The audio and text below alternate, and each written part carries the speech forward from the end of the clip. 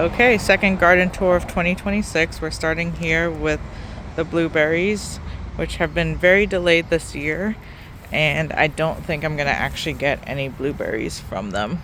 They've leafed out, so they're very much alive, but at this point I should already be seeing flowers, fruit, and at the very least flowers, and since it's just leaves, I don't think we're gonna get blueberries this year. Here are some leftover peppers I had, and they're not looking great. They probably need some fertilizer or something. They're turning pretty yellow, although we have had a lot of rain, so it might just be too much rain. Fig tree, however, is looking fantastic. It's loving everything that's been happening.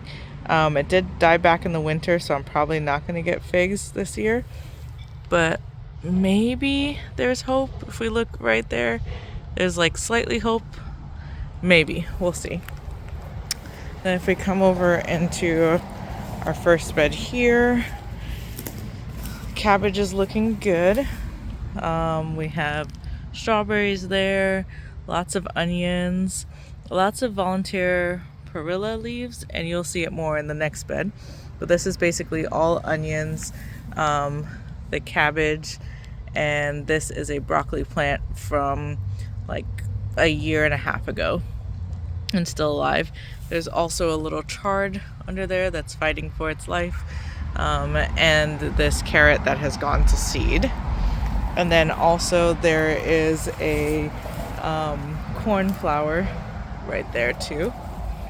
And then here in the next bed we have a tomatillo here doing well. This is a poppy, so it's probably wrapping up soon as we heat up. We have a chocolate bell pepper, lots more perilla leaves. There you go. Some zinnia volunteers. That's another pepper plant. This one is a serrano. Back there is a scotch bonnet. That is a coreopsis, a white coreopsis. Tomato that actually has some baby tomatoes on it, which is very exciting. This zinnia, also volunteered, is actually blooming. Here's another tomatillo doing well, and you need two if you want them to pollinate. They need a buddy, or if you want them to fruit. And then here's a hollyhock, which is finally blooming. I've had it for 2 years. I started it from seed, and it's finally blooming now. Let me come over. These beds were supposed to be wildflowers, but only this one has any sign that I even put seeds in here. So those are gonna be California poppies. The rest are all just full of weeds. And then in this bed, we have a fantastic blue mealy sage. It's doing great. The peppermint's doing really good. Corn, not so much. I only have 1, 2, 3, 4, 5, 6, 7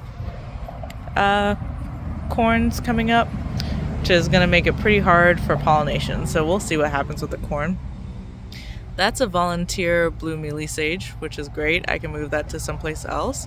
I'm leaving it alone right now because there's really nothing else taking off in this bed.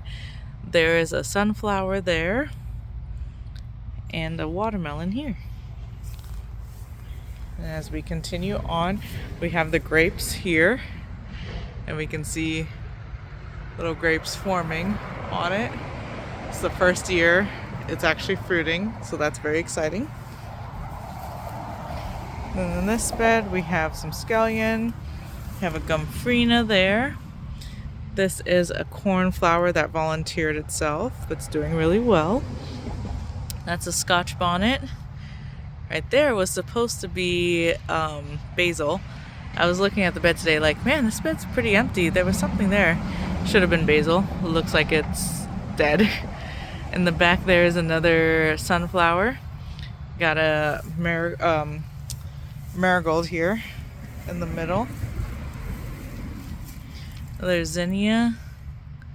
This one is a shishito pepper. We move on to the next bed here, and we have strawberry. We have a cosmos. Can't remember what that one is. I think that's a type of basil. I think it's the holy basil. We have a volunteer zinnia that I moved from the second bed we talked about. This is a honeysuckle that's probably has aphids.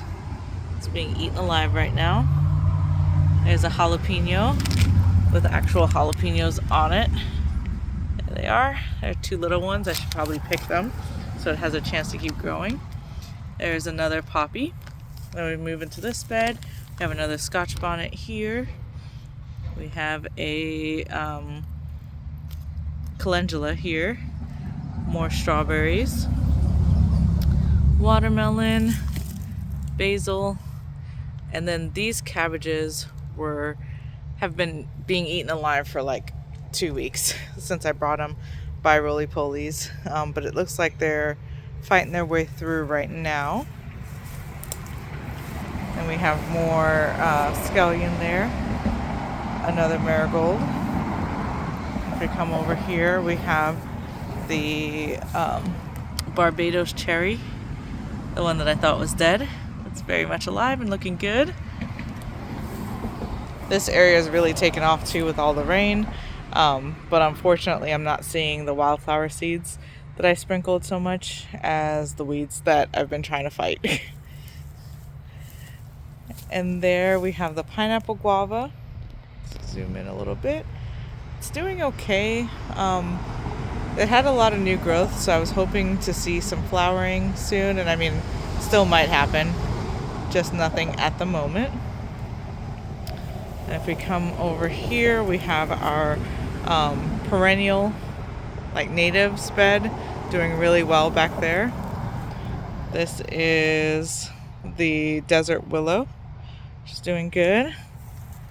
Keep coming this way. Pomegranate's doing really great. I probably should have pruned it instead of having it just this multi-stem bush form, but we'll see what happens. Pond is doing okay. Like I said, lots of rain, so it's pretty full right now. Some of the plants have sprung back, which is great. And then all the native planting around the pond is going to be another great feature. I kind of am semi giving up on getting wildflowers in this area and slowly just kind of taking more and more of it to be planted up with these native perennials, so that they can just take over instead. Because the wildflowers this also should be wildflowers and it's just not working. So we'll get there just some other way. This is the plum tree, which is looking really good. I planted it last year, so technically 1 full year in the ground here. This is the pear tree, which is doing good. I don't think it's gonna bear this year. It had 1 pear on it last year. And yeah, I don't think I'm gonna get anything from it this year. I've only had it for about 1.5 years at this point. But I bought it as a pretty big tree. Here we have the star of the garden right now, these blackberries. First year the blackberries are producing. I've had them for about 3 years as well. And we can zoom in here, we see the flowers and then what they become after, which is where the blackberries are gonna actually come from. But it's doing fantastic, like all of the old stuff. It got a really good prune in the fall because it becomes just chaotic, blackberry is very aggressive.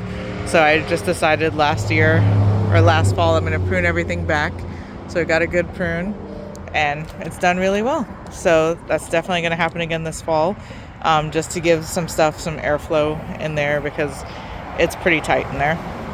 Have another blue mealy sage here, doing fantastic. And in this bed there is also a strawberry hidden under the blackberry, which in hindsight with how many thorns are on the blackberry, it's not a great idea. And then there's also onion here in the front, but I mean we can see how aggressive the blackberries are. They are everywhere, well outside of where I was trying to contain them. That's also why I have this piece here, is trying to contain them, because last year I couldn't even walk in this in-between area because blackberries were there and they were so prickly. And then here we have the peas, and just like snap peas, so I can pick and eat in the garden. And then there's more snap peas here. See, there's some peas on it, and that one's blooming. And then there's also, ooh, the snap peas looks like it might have powdery mildew on it. There's also a tomato here, fighting its way through. We have a Korean mint. This is the original Korean mint. And there's a volunteer Korean mint. And this volunteer is doing so well. Beautiful blooms. Bees love it. There were a couple bees on it just a minute ago. Then we have more scallion here, another calendula, another Scotch bonnet, and then more volunteer of the Korean mint, which is a version of the Agastache plant. Here's a snapdragon. That's another pepper. I think that's a shishito, another volunteer. We have a melon back there, zinnia, poppies, cosmos, a weed that I need to pull, more scallion, and there is a cucumber growing up the trellis there. So we come around this way.